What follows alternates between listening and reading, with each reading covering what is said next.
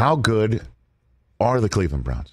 Cleveland's defense has given up the fewest yards through 5 games since 1971. Now that Week 6 has finished up, we have one big question, and that is, are the Cleveland Browns good? Because they beat the San Francisco 49ers, who many people thought was the best team in the NFL. And if you ask Vegas, they would even say they're not sure, because they had the Cleveland Browns as the 10th highest Super Bowl odds. In case you haven't been paying attention, the Browns have a very good defense and a very bad offense. The Browns have currently allowed the least points in the NFL, although they have already had their bye week, so, of course. But adjusting for that, they are the 5th least, and they have given up several touchdowns to turnovers, such as the 2 in the Steelers game, which kind of skew the stat. So if you took away these turnover touchdowns, the Browns are really closer to 12 points per game. And the league median is the Eagles at 20.7, so they're almost half of the league median. And then on the offensive side of the ball, they're not nearly as good. They've scored 19 points per game, which ranks them 21st in the league. So in today's video, I'm going in depth to see what's good about the Browns, what's bad about the Browns, and how good can they really be. Of course, their most impressive win was this previous week, beating the San Francisco 49ers and holding them to just 17 points. However, they also have impressive wins over the Bengals and the Titans, in which they held them to 3 points in each game. And now for the bad, they got blown out by the Baltimore Ravens, and they lost a game they really shouldn't have lost to the Steelers. The Steelers beat them 26-22, and this involved getting 14 points from turnovers. If the Browns just didn't have these turnovers, they would have easily won this game, because the Steelers' offense was not able to do anything. So if you just change time and they actually won that game, they'd be 4-1, and everyone would say they're great. Unfortunately for the Browns fans, they didn't, so they're currently 3-2, and they're a bit behind it because they've already lost 2 divisional games, which is huge for playoff standings. And of course, even worse than losing these 2 divisional games, they've suffered a bunch of big injuries. Of course, there's the Chubb injury. Jack Conklin, one of their offensive linemen, is out for the year. Deshaun Watson has been out for several weeks with a bruised shoulder injury. And that was a whole mess too, because the team said he was good to play. He said he wasn't good to play.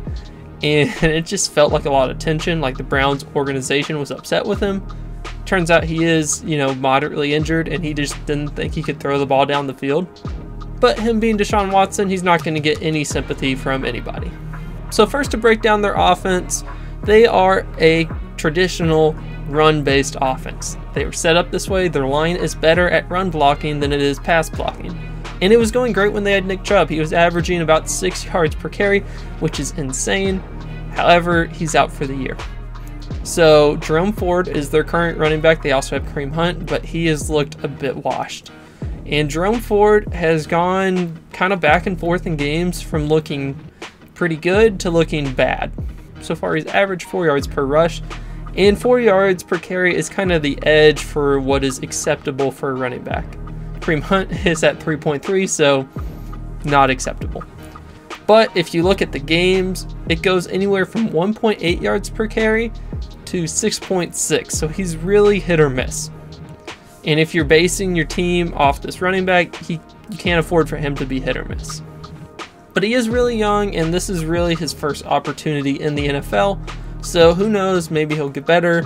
Maybe the offensive line will get even better, and their running game could become formidable. As far as through the air, Deshaun Watson has been not great. He's looked, honestly, pretty average. He has ran the ball pretty well, but he's the quarterback. You're not really hoping that he's that great at running. You more care about throwing. And yes, he has missed a few games, but he only has 4 passing touchdowns on the year. And he has 2 interceptions, and a 2-for-1 touchdown to interception ratio is just not going to cut it in the NFL.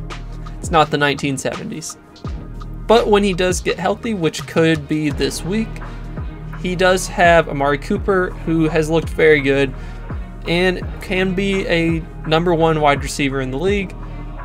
The rest of the core is not so great. They do have a tight end, Njoku, who has potential, but he has always had potential and he's never lived up to it. So on the offensive side, it's pretty shaky. The reason why we care about this team, though, is the defense. Of course, as I mentioned earlier, they've currently allowed the least amount of points in the NFL, but, they've played in 5 games. But there are more metrics than that when looking at a defense, of course. They are first in the NFL by a huge margin for least yards allowed per game. Second place is the Baltimore Ravens at 260.8 yards per game. The Cleveland Browns have allowed 200.4. They've almost averaged under 200 yards per game, which is truly incredible. And then on the other side, the Los Angeles Chargers and the Denver Broncos have both allowed over 400 yards per game, which brings them to double what the Browns have been allowing. And then for more dynamic plays, the Browns have been a lot less impressive, although a lot of this is since they're just forcing teams to punt so often. But they are tied for 10th in the league in sacks per game at 3. And then they are 3rd worst in the league at turnovers at just 4. So they just have 2 interceptions and 2 fumbles. So if you're a team that is really relying on your defense, you need them to make more plays. You need to be more like the Steelers, whose defense has 11 takeaways so far this year. Because if your offense really can't score, you need turnovers, you need splash plays to give your team points. And the Browns have not done that so far this year. And they do especially have one player who could cause some big game-changing plays in Myles Garrett, who is a top 5 defensive player in the NFL. So you just give him a few more strip sacks, a few more hurries, make quarterbacks throw interceptions, and this changes everything. He does already have 5.5 sacks, but if he could just cause some turnovers as well, that could really change the outlook for the Browns season. And then the third thing about the Browns is, are they playing really clean football? This is something that not as many people look into, but it matters. If your offense is really shaky and your defense is really strong but doesn't cause turnovers, what you need is to not commit any penalties. You need to be disciplined to help your offense score points when they can and to help your offense get better field position, because all of your games will probably be field position games. And the Cleveland Browns are the 2nd worst team in the NFL in penalties per game at 7.6. This is a bit skewed because in the previous game they had 13, but still, you don't get to 2nd worst without just being undisciplined in general.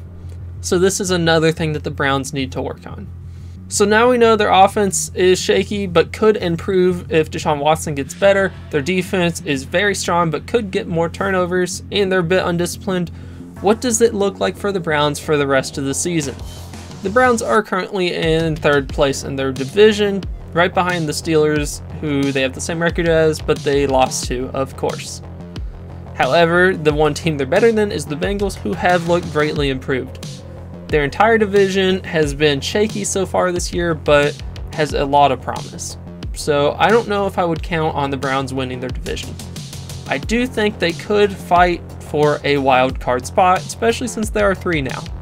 And the Browns are currently in the 3rd wild card spot. However, this would leave teams such as the Texans, the Jets, the Bengals, and the Chargers out of the playoffs. And many of these teams were projected playoff teams or have looked very good to start the year off. So looking at their schedule for the rest of the year, I would say they have 4 more easy wins. That is the Colts with Gardner Minshew, the Arizona Cardinals, who play hard but are just not talented, the Denver Broncos, who are not talented and are bad, and the Chicago Bears, who are terrible. So those are 4 easy wins. Easy for the NFL, of course, and that would place them at 7-2, and you really have to get 10 wins to secure a playoff spot. So they need to find a way, win some divisional games, and then the games against other AFC teams such as the Jets, the Texans, and the Jaguars are super, super important for their playoff lives. And I really think they could do it. Their defense is good enough. When you have the best defense in the NFL, which I think they have, you can win any game.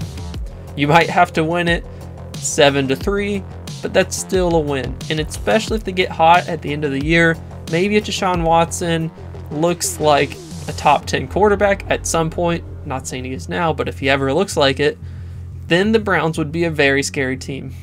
Of course, it is too bad that Nick Chubb got hurt, because with Nick Chubb, they would have been a very scary team. But anyways, what are your thoughts on the Browns? Leave them in the comment section down below. Like, subscribe, and I'll see you later.